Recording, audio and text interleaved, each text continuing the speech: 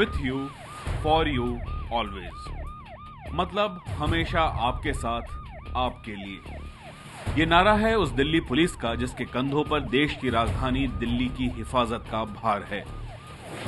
देश के दिल दिल्ली को अपराध और आतंकवाद जैसी घातक बीमारियों से महफूज रखने का जिम्मा संभालती है दिल्ली पुलिस। यही वजह है कि समंदर की तरह फैली इस दिल्ली के चप्पे चप्पे पर दिल्ली पुलिस के जवान नजर आते हैं। दिल्ली में जहां नजर डालें, पुलिस थानों का एक पूरा जाल नजर आता है और सायरन बजाती पुलिस की ये कारें। दिल्ली पुलिस के इस पूरे नेटवर्क को जहां से कंट्रोल किया जाता है वो ये पुलिस हेडक्वार्टर है, जहां बैठते हैं दिल्ली पुलिस के सबसे बड़े boss Delhi police commissioner Neeraj Kumar. If my resigning will prevent such depraved actions of the society, then I am prepared to resign 1,000 times.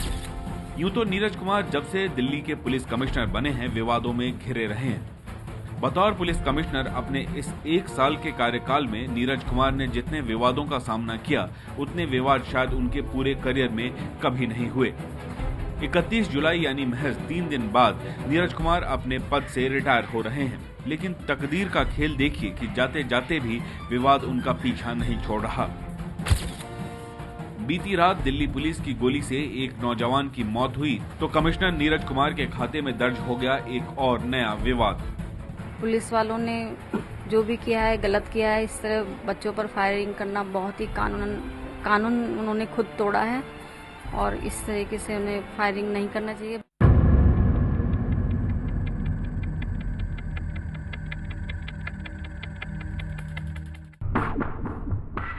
व्यक्ति विशेष में आज बात करेंगे दिल्ली पुलिस के बर्ताव और उसके मुखिया नीरज कुमार से जुड़े विवादों की। साथ ही आपको बताएंगे कि क्यों और कैसे लाख विरोध के बावजूद भी पुलिस कमिश्नर नीरज कुमार की कुर्सी सलामत रह गई। लेकिन सबसे पहले बात उस वारदात की जो कल रात के अंधेरे में अंजाम दी गई, जिस वारदात ने जाते जाते पुलिस कमिश्नर नीरज कुमार के खाते में दर्ज कर दिया एक और विवाद। दिल्ली के वीआईपी इलाकों में से एक अशोक रोड पर बीती रात करीब 2 बजे के आसपास दिल्ली पुलिस की गोली लगने से एक युवक की मौत हो गई। दिल्ली पुलिस का कहना है कि आधी रात के करीब ढेर सारे बाइकर्स स्टंट कर रहे थे और जब पुलिस ने उन्हें रोकना चाहा तो उन बाइकर्स ने पुलिस की पीसीआर वैन पर पत्थरों की बरसात कर दी और इस पत्थरबाजी को रोकने के लिए जब दिल्ली पुलिस ने गोली दागी तो वो सीधे युवक को जाकर लगी, जिसकी अस्पताल ले जाते वक्त मौत हो गई। मध्यरात्रि 2:06 पे दिल्ली पुलिस कंट्रोल रूम में मैसेज मिला कि 35 से 40 बाइकर्स गोल डाकखाने के पास स्टंट कर रहे हैं। जब हमारी पीसीआर की गाड़ी वहां पहुंची तो तब तक वो Windsor palace opposite meridian hotel तक पहुंच चुके थे, जहां पे पीसीआर की गाड़ी ने लगभग 150 बाइकर्स को वहां पर देखा। उनको जब रोकने की कोशिश की गई तो उन्होंने अचानक पथराव शुरू कर दिया, जिसमें पीसीआर की गाड़ियों को नुकसान पहुंचा, पुलिसकर्मियों को भी चोट आई। ये पूरा वाकया इंडिया गेट के पास विंडसर प्लेस का बताया गया है। दिल्ली पुलिस की गोली से जिस युवक करण पांडे की मौत हुई है वो 12वीं का छात्र था और दिल्ली के मालवीय नगर इलाके का रहने वाला था। करण खुद बाइक नहीं चला रहा था बल्कि अपने दोस्त पुनीत की बाइक पर पीछे बैठा था। पुलिस के मुताबिक 35 से 40 की संख्या में बाइकर्स शनिवार की रात को 2 बजे के करीब सड़क पर स्टंट कर रहे थे। जब पुलिस ने उन्हें रोका तो वो माने नहीं, उल्टे पत्थरबाजी पर उतर आए। इसके बाद जब पुलिस ने वैन से गोली चलाई तो बाइक पर पीछे बैठे करण पांडे नाम के युवक को लगी, जिससे उसकी मौत हो गई और पुनीत नाम का युवक जो बाइक चला रहा था वो घायल हो गया। जब एक बाइकर के ऊपर टायर पे गोली चलाई गई उनको रोकने के लिए, तो एक गोली जो पीछे बैठे थे करण पांडे उनको लगी, जिनकी हॉस्पिटल में जाके मृत्यु हो गई। जो गाड़ी चला रहे थे मोटरसाइकिल पुनीत शर्मा, उनका जो ब्लड टेस्ट है वो अल्कोहल पॉजिटिव आया और ये सब कार्रवाई इन बाइकर्स को रोकने के लिए की गई और जो पुलिस पार्टी पे अटैक हुआ, गवर्नमेंट प्रॉपर्टी को डैमेज हो रहा था, उसको प्रिवेंट करने के लिए हुआ है। लेकिन ये तो दिल्ली पुलिस की कहानी है। अब इस वारदात के चश्मदीद की जुबानी इस कहानी को सुन लीजिए। 30-35 लोग थे, वो यहाँ से निकले काफी स्पीड में, कोई स्टैंड मार रहा था, कोई गाड़ी के ऊपर खड़ा हुआ था, मोटरसाइकिल के ऊपर, ऐसे करते करते निकल गए। हमने कहा ये रोज का काम है इनका, चलो चले जाएं। चले गए। हम भी जब उधर को गए, करीब 15-20 मिनट बाद यहाँ पर पथराव चालू हो गया, है ना। अब ये पता नहीं किस बात पे हुआ, कैसे हुआ, बाद में पता चला कि अब ये नहीं, हमने देखा कि गोली चली है या नहीं चली है। लेकिन इस पूरे मामले में एक बार फिर दिल्ली पुलिस के बर्ताव पर सवाल खड़े हो गए हैं। दिल्ली के पॉश इलाके में हुई पुलिस की इस फायरिंग को लेकर उधर राजनीति भी गर्मा गई है और इसी के साथ दिल्ली पुलिस के मुखिया नीरज कुमार के हिस्से जाते जाते एक नई परेशानी आ गई। दिल्ली पुलिस एक फेल इंस्टीट्यूशन है, चाहे सामाजिक आंदोलन संभालने की जिम्मेदारी हो या दामिनी के बाद जनता में आक्रोश को संबोधित करने की जिम्मेदारी हो। तो बाइकर्स को रोकने के बहुत तरीके हो सकते थे। वो आंसू गैस के गोले छोड़ सकते थे, वही गोले जो आज तक अरविंद केजरीवाल पर, अन्ना हजारे पर, स्वामी रामदेव पर, जनरल वीके सिंह पर छोड़ते रहे, हम लोगों पर छोड़ते रहे हैं। वो लाठियां उठा सकते थे, वो हवाई फायरिंग कर सकते थे। जो बाइकर्स का उत्पाद है और लगातार इस तरह के उत्पाद होते रहे और उसके बावजूद भी पुलिस कई तरीके से उस पर कंट्रोल कर सकती थी। लेकिन ये जो घटना हुई जिसमें गोली चलाने की बात आई है, जिसमें की मौत होने की बात आई है, इसकी जांच होनी चाहिए और इसमें क्या सच है, क्या झूठ है और क्या इसके पीछे का सच है, उसकी पुख्ता तौर से लोगों को जानकारी होनी चाहिए और जो भी दोषी हो उसके खिलाफ कार्रवाई। दिल्ली में पिछले कुछ महीनों के घटनाक्रम पर नजर डालें तो सामने आता है दिल्ली पुलिस का वो चेहरा जिसने आम लोगों को भी ये सोचने पर मजबूर कर दिया है कि मुसीबत में हमेशा साथ देने का दम भरने वाली दिल्ली पुलिस आखिर क्यों हो गई है ऐसी बेमुरव्वत। दिल्ली पुलिस एक ट्रिगर हैप्पी पुलिस है।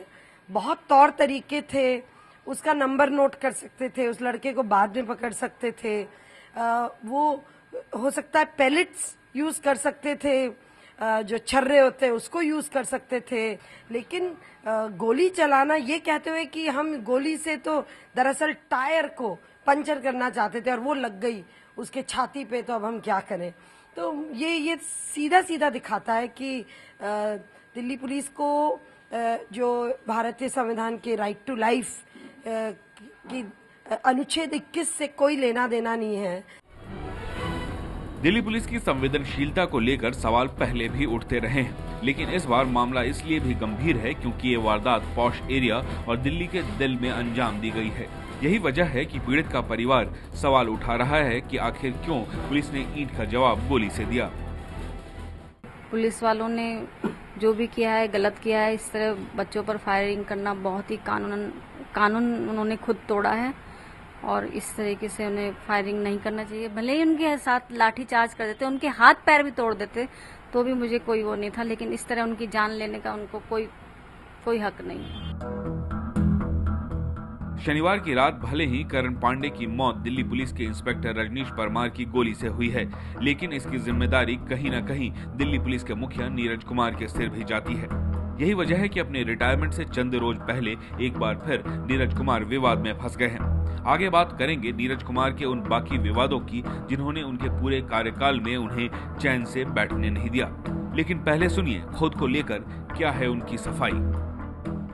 आपको मालूम है कि जो इस किस्म के जघन्य अपराध हुए हैं उसमें से 86% केसेस जो हैं वो सारे वर्कड आउट हैं और टाइम किसी में कम लगा, किसी में ज़्यादा लगा, लेकिन ज़्यादातर केसेस खासकर जो रेप्स हैं और मोलेस्टेशन ऑफ विमेन है, ईव टीजिंग है, इस तरह के केसेस को सुलझाने में हम काफ़ी कामयाब रहे हैं।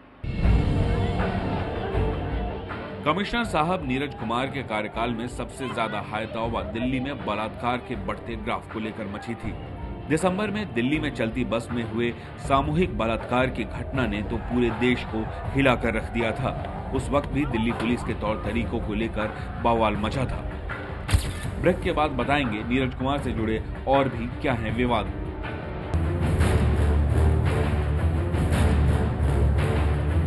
दिसंबर यानी कड़ाके की सर्दी का महीना।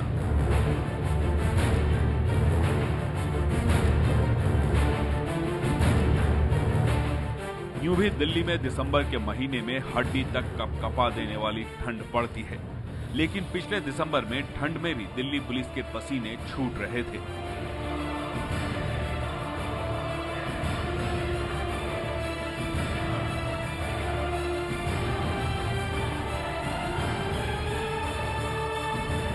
पुलिस कमिश्नर नीरज कुमार भी हैरान और परेशान थे और वजह थी इंडिया गेट और राजपथ पर जुटा हजारों का हुजूम।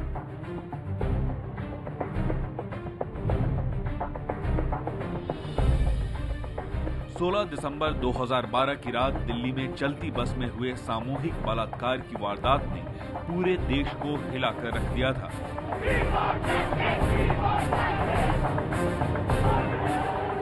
और इस घटना के बाद बड़े पैमाने पर विरोध प्रदर्शन हुए,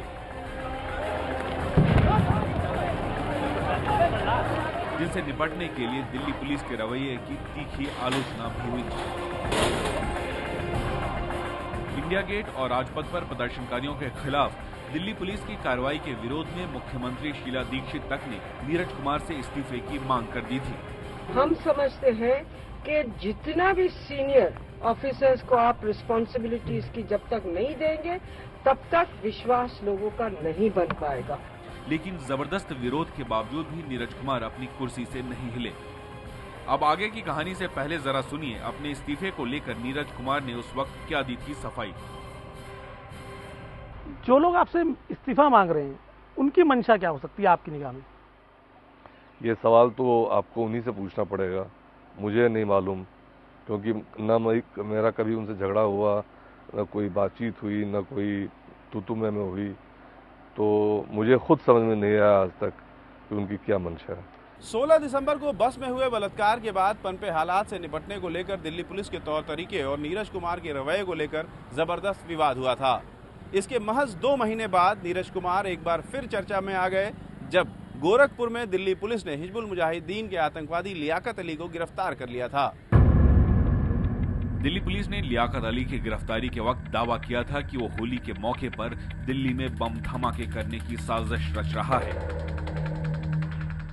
एक आतंकवादी जिसका नाम है सैयद लियाकत शाह को पकड़ा है, जो कि कश्मीर वैली का टेररिस्ट है और ये हिजबुल मुजाहिदीन से बिलोंग करता है। ये देश की राजधानी दिल्ली में आकर फिदाई अटैक को कोऑर्डिनेट और सुपरवाइज करने के इरादे से दिल्ली आया था। दिल्ली पुलिस कमिश्नर नीरज कुमार ने भी कहा था कि ये ऑपरेशन पूरी तरह से दिल्ली पुलिस का है और उन्हें अपने इस ऑपरेशन पर पूरा भरोसा है। लेकिन इस मामले की हवा तब निकली जब जम्मू कश्मीर पुलिस ने दावा किया कि लियाकत उनके कहने पर पाकिस्तान से भारत आत्मसमर्पण करने आया था। पुलिस कमिश्नर नीरज कुमार की फजीहत उस वक्त भी हुई जब दिल्ली पुलिस के एक अधिकारी ने सरेआम एक लड़की को थप्पड़ मार दिया। दरअसल ये लड़की एक मासूम बच्ची के साथ हुए बलात्कार को लेकर विरोध प्रदर्शन कर रही थी। दिल्ली पुलिस के उस कारनामे पर उस वक्त क्या दी थी नीरज कुमार ने सफाई, आप भी सुनिए। मेरा अनुभव जिलों का या क्राइम ब्रांच का या सीबीआई का, इससे और एक पुलिस ऑफिसर जो फील्ड में काम कर रहा है उसमें कोई ख़ास संबंध नहीं है। ये उसके अपने संयम बरतने की क्या शक्ति है उस पर निर्भर करता है, उसकी क्या ट्रेनिंग है उस पर निर्भर करता है, और वो किन हालात में वो संयम खो बैठता है उस पर डिपेंड करता है। मैं एसीपी के बिहेवियर को डिफेंड नहीं कर रहा हूँ, लेकिन अभी मुझे पूरी रिपोर्ट नहीं मिली है कि क्या घटा था। लेकिन चाहे कैसा भी प्रोवोकेशन था, हक नहीं बनता है किसी भी पुलिस ऑफिसर को, चाहे उसका कोई भी रैंक हो, किसी भी महिला को, चाहे वो कोई भी हो, उस पर हाथ उठाने का।